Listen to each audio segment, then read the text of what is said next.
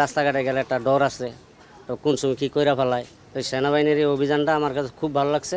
এইভাবে চালিয়ে যাক, তাহলে আমরা সবাই ভালোভাবে চলতে পারবো। টিয়াবা খাইলে খারাপ, আমাদের যে কলেজে পুরাবানের দিকে আসে যায়, এটি খারাপ।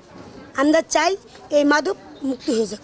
আপনারা যেমনটি জানেন যে দেশের চলমান আইন শৃঙ্খলা পরিস্থিতির অবস্থার উন্নতিকল্পে জেলা প্রশাসন গাজীপুর এবং গাজীপুর সেনাবাহিনী ক্যাম্প এবং উত্তরা সেনাবাহিনী ক্যাম্প এর সাথে আমাদের আজকের অভিযানে সংশ্লিষ্ট ছিলেন বিজিবি, র্যাব এবং গাজীপুর মেট্রোপলিটন পুলিশের সদস্যবৃন্দ।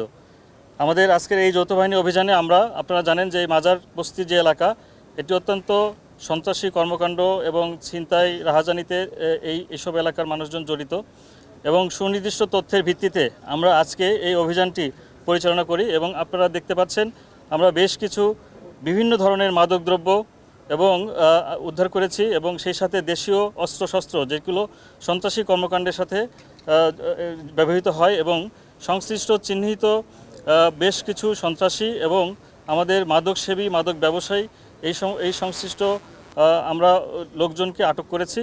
এবং আমাদের বেশ কিছু মাদকদ্রব্য সহ যে দেশীয় অস্ত্রশস্ত্র আমরা আজকে জব্দ করেছি, সেগুলোর আমরা আইনগতভাবে নিষ্পত্তি করব। এবং আমাদের এই অভিযানটি আমরা আশা করছি যে সামনে যে রমজান মাস, এবং এই রমজান মাসের এই এলাকার আইনশৃঙ্খলা পরিস্থিতি অনেকাংশেই অবনতি হতো বলে আমাদের ধারণা ছিল।